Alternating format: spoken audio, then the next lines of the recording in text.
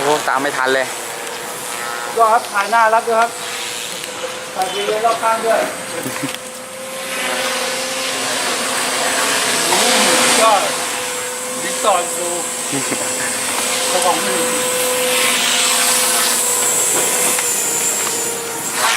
อะไรทุกท่านไปรวมตังค์ก็ไม่ได้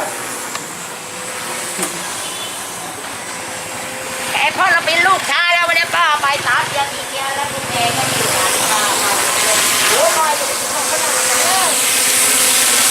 ไปจะกินเรื่องคนเรื่องกินเลยสงสัยเยอะจังเยอะไหนก็เสียเที่ยวแล้วป้าจะขยันมันทำมาแบบเอาเห็นเขาเยอะนี่เลยโดนป้าจะมีอะไรกันจะให้ทำอะไรไปเลยพ่อป้าโยนพ่อเราพ่อคือขนาดนั้น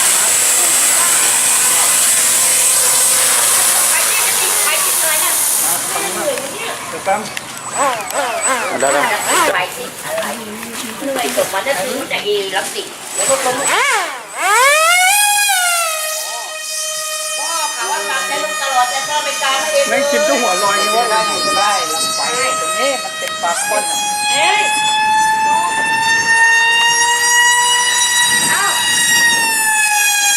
ครับมาอะไรกัน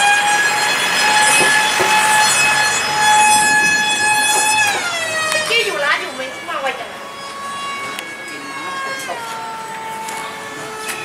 มันตก ดับเครื่องเติมมันนะ เฮ้ยกูเว้ยยายจะกินแล้วมันจะกินทั้งสีเนี่ยกลับบ้านตะกุนพ่อมันก็มาเข้าเลย หรือติดไว้ตรงไหนก็ปลาก้นมันก็ติดตรงไหนได้ปลาก้นเลยอย่างเงี้ยไปเลยเด้ ก็มันเล่นอย่างนี้พ่อมันเล่นหมดแล้วเสียหมดแล้วเฮ้ยมันต่ำจอผมว่าในกีฬาสนามนะทำอะไรนะ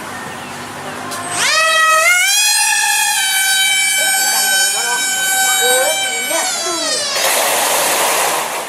ลงครับลง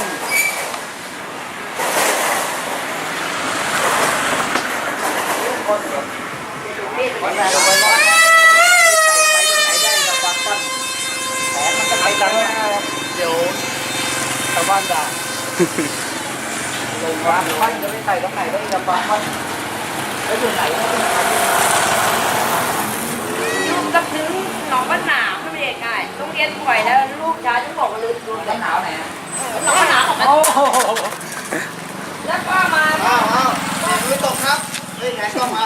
เห็นก็มาเฮ้ยยิงยิงยิงยิงแต่พาราครับผมฝีมื ป้า อต ก็ ก ไป ครับ ดูเนี่ยถ้า ฝีมือตกครับผม อยากไปลูกชายรู้ว่าตัวหนึ่ง อ้าวเดินตกยังไงเอ้ย ได้ลมมันขวางอ่ะขวางทางอ่ะโอ้มาเร็วมาเร็ว เนี่ยมึงไม่เคยเก็บเงินใหญ่อยากนะอย่าเสียเยอะเสียยากทีละ1,500 2,000ต้องเอาความเร็วเข้าสู้ลง ใส่ไม่ อย่างนี้ตัวเล็กตัวละเราก็แปลว่า1,000 กว่า1,500เลยนะ ผมก็เล่นอย่างนั้นนะเมื่อก่อนมาเล่นอย่างเงี้ยจบเลยผมรู้เลยนะ วันนี้ย้ายเหนื่อยนะจบเครื่องกระลอน นะ เปลี่ยนหาง บินไม่บอกเลยพี่หนึ่ง แล้วไอ้เครื่องเก่าที่มันเสียมาตั้งแต่นั้น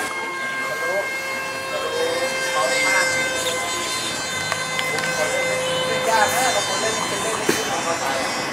เล่นมาไม่ได้ มันเล่นกี่ห้องมาแล้วฮะ คอย เรื่องมันปล่อยแล้วก็เวลาร่วงมันจะปล่อยจบ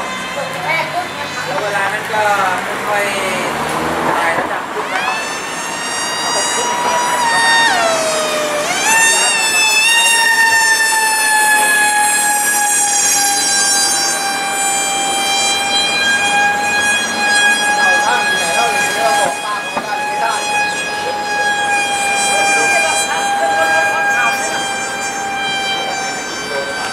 ก็อยู่ดีก็คือให้คนในอ่ะไป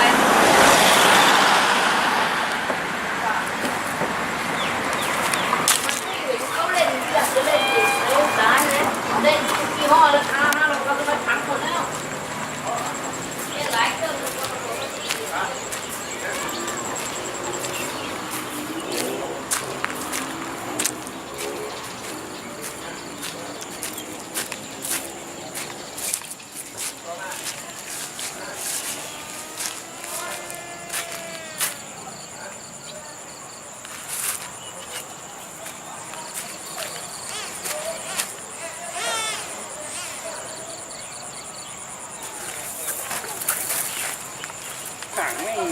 เตะหมดแล้วเนี่ยพวก